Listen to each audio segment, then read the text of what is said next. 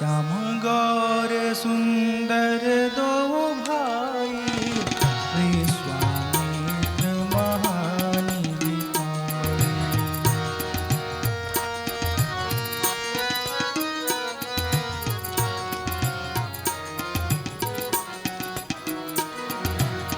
प्रभु ब्रह्मण्य देव मैं जाना, मोहित पिता तजेउ भगवान।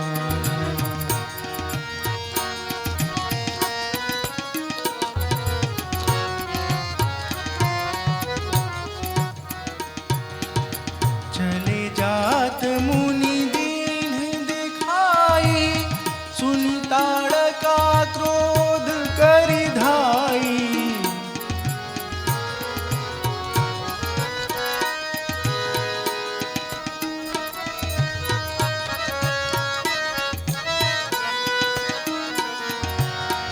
एक ही बाण प्राण हरि लीन्हा, दीन जानि देहि निज पद दीन्हा।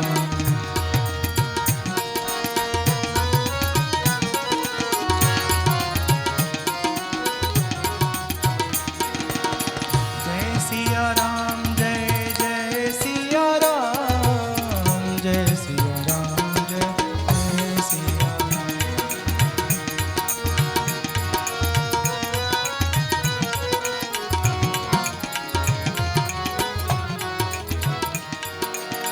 तब ऋष निज नाथहि जिया चीन्ही, विद्या निधि कहु विद्या दीन्ही।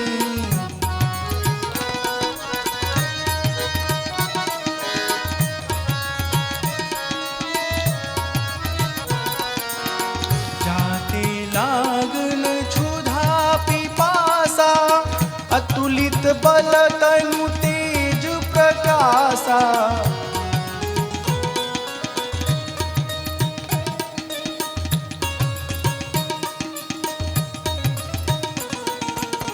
प्रात कहा मुनि सन रघुराई, प्रात कहा मुनि सन रघुराई। निर्भय जग करहु तुम गाई। जय सिया राम, जय जय सिया राम, जय सिया राम, जय जय सिया राम, जय सिया।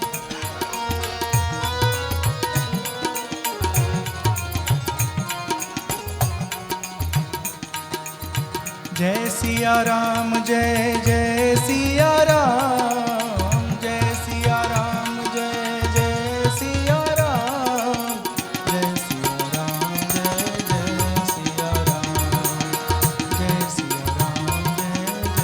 सिया राम, जय सिया राम, जय जय सिया राम। विश्वामित्र जी भगवान राम लक्ष्मण को लेकर जब चले हैं तो बहुत बहुत सुख का अनुभव कर रहे हैं। ताड़का आती है आक्रमण करने के लिए,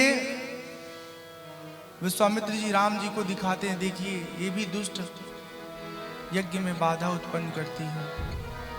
भगवान अपने धनुष पर बाण चढ़ाते हैं और एक ही बाण में ताड़का का वध कर देते हैं।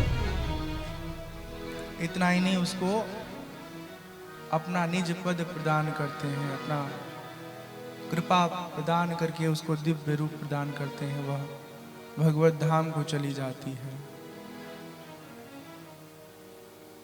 विश्वामित्र जी अनेक प्रकार के अस्त्र शस्त्र भगवान श्री राम को प्रदान करते हैं। याद रखिए, जो शस्त्र होता है वो स्थूल होता है, जैसे फरसा, तलवार, भाला, कटार। जो अस्त्र होता है वो मंत्रात्मक होता है। जब मंत्र पढ़ेंगे तो प्रकट हो जाएगा, आपकी रक्षा करने के लिए आपको उपलब्ध हो जाएगा। और जब आप मंत्र पढ़ेंगे तो उस मंत्र के प्रभाव से वह अदृश्य हो जाएगा। उसको पकड़ के घूमने की जरूरत नहीं पड़ेगी। हाँ, थोड़ा सा समझने के लिए ऐसे समझिए, फोन लेके तो घूमते हैं ना, लेकिन हर समय आप कनेक्ट तो नहीं रहते ना अपने बच्चों से, अपने प्रियजन से। जब आपको याद आती है आप नंबर डायल करते हैं, सीधा हेलो कैसे हैं आप, ऐसे ही समझिए अस्त्र। तुरंत एक्टिवेट हो जाता था, उपयोग के लिए उपलब्ध हो जाता था। ऐसे ऐसे मंत्र देते हैं जिनके प्रयोग से भूख प्यास मिट जाती है। राम जी को विश्वामित्र जी यह सब देते हैं, दिव्य ज्ञान, दिव्य शक्तियां। आश्रम पहुंच जाते हैं भगवान राम लक्ष्मण विश्वामित्र जी के साथ। ब्रह्म बेला में उठ करके नित्य क्रिया से निवृत्त होकर के संध्या वंदन करके कहते हैं, हे मुनि अब आप यज्ञ आरंभ करिए, हम स्वयं आपके यज्ञ की रक्षा करेंगे। यज्ञ आरंभ होता है। मारीच आता है अपने सहायकों के साथ यज्ञ में व्यवधान उत्पन्न करने के लिए, रुकावट उत्पन्न करने के लिए। भगवान उसे बिना फर का बाण मारते हो 100 योजन दूर जाके गिरता है। सुबाहु आता है, सुबाहु को भगवान अपने बाणों से मारते हैं। उसके साथ जो और निशाचरी सेना है उनका वध लक्ष्मण भैया करते हैं। और इस प्रकार से समस्त जो बाधा उत्पन्न करने वाले असुर हैं उन सब का वध करके निर्विघ्न रूप से यज्ञ कार्य संपन्न कराते हैं। कुछ दिन राम लक्ष्मण जी विश्वामित्र जी के साथ उनके आश्रम में रुकते हैं। अयोध्या आने की योजना बन रही थी, विचार विमर्श कर रहे थे आपस में विश्वामित्र जी, राम जी, लक्ष्मण जी, जब चलते हैं अयोध्या, आपको पहुंचाते हैं। तब तक जनकपुर से संदेश आ गया, महाराज जनक ने आपको आमंत्रित किया है महाराज, राजकुमारी सीता का स्वयंवर आयोजित हुआ है, अतः आप पधारें, अपना आशीर्वाद प्रदान करें बिटिया को। जो तपस्वी ऋषि मुनि ये लोग भविष्य की घटनाओं को भी जानने वाले हैं, और परमात्मा तो स्वयं सर्वज्ञ हैं ही। विश्वामित्र जी कहते हैं अयोध्या में तो आप रही ही हैं, हे राम लक्ष्मण चलिए आपको एक दूसरा नगर दिखाते हैं, एक घुमाते हैं दूसरा जगह, जनकपुर लेके चलते हैं आपको, बहुत सुंदर आयोजन है, आपको अच्छा लगेगा। दोनों जीवन की हर घटनाओं से परिचित हैं, भविष्य में जो होने वाली घटना है उससे भी,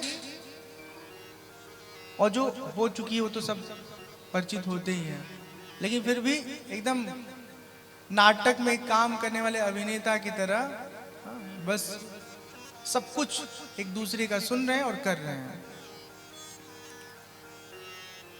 अपना सामान वामान इकट्ठा करके राम लक्ष्मण तैयार हो जाते हैं, विश्वामित्र जी के साथ जनकपुर के लिए प्रस्थान करते हैं, चलते जाते हैं।